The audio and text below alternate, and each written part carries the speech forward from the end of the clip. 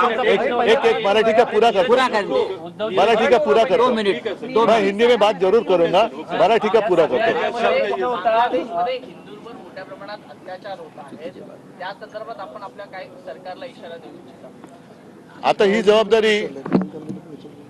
ही जबाबदारी आपल्या केंद्र सरकारची आहे, कारण आमच्याकडनं तर तिकडे जाऊन काय करू शकू अशातला भाग नाही। जर बांगलादेशमध्ये हिंदूंवरती अत्याचार होत असतील अशा जर का बातम्या येत असतील आणि ते जर खऱ्या असतील तर ताबडतोबीने आता अधिवेशन सुरू आहे। काल परवाकडेच एक सर्वपक्षीय बैठक पंतप्रधान नव्हतेच पण गृहमंत्र्यांनी बोलवली होती। ती नुसती माहिती देण्यासाठी होती का? कारण नुसत्या माहिती तर आम्ही तुमच्या माध्यमातून बघतोय, त्याच्यात ती माहिती पुन्हा नुसती देण्यात आली असेल तर त्या बैठकीला काय अर्थ नव्हता। आपल्याकडे सुद्धा मणिपूरमध्ये अजून तसंच पेटलेलंच आहे, काश्मीरमध्ये सुद्धा हिंदूंच्या हत्या होत आहेत आणि आता बांगलादेशात जर मोठ्या प्रमाणावरती होत असतील तर केंद्र सरकारने ताबडतोब पावलं उचलून तिथल्या हिंदूंचं रक्षण केलं पाहिजे।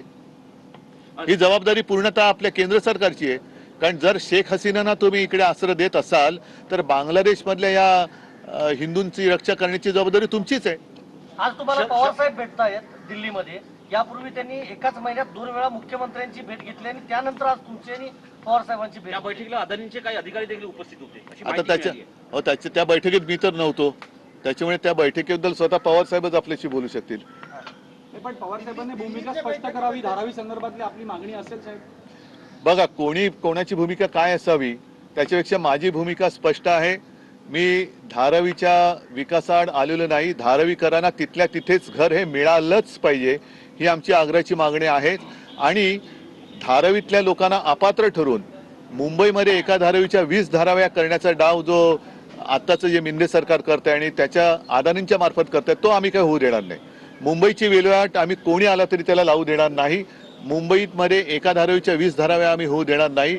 परत एकदा सांगतो, जे धारावीकर आहेत त्यांना तिथल्या तिथे घर हे मिळालंच पाहिजे। आणि एवढंच नव्हे तर धारावीकरांच्या घरामध्ये रोजगार आहेत, प्रत्येकाचे काही ना काहीतरी व्यवसाय आहेत, त्या व्यवसायाची सुद्धा एक सोय ही त्या योजनेमध्ये असायलाच पाहिजे। मुळामध्ये धारावीचा आराखडाच अजून झालेला नाहीये, तो जनतेसमोर आलेला नाहीये। त्याच्यामुळे मला अशी भीती वाटते की तिथल्या धारावीकरांना हे मिठागरात फेकणार दहिसर टोल नाका, मुलुंड टोल नाका, कुर्ला मदर डेअरी, अन्य 20 जागा, या 20 जागा या टेंडरमध्ये नव्हत्या आणि तशी कोणत्याही विकासकाला अशी मुभा देण्यात आलेली नाही आणि देता येणार नाही। तिथला TDR काढला गेलाय, तो TDR मुंबईवर वापरण्याची जबाबदारी अधिकार त्यांना देण्यात आलेला आहे, हे सर्वथा गैर आहे। त्याच्यामुळे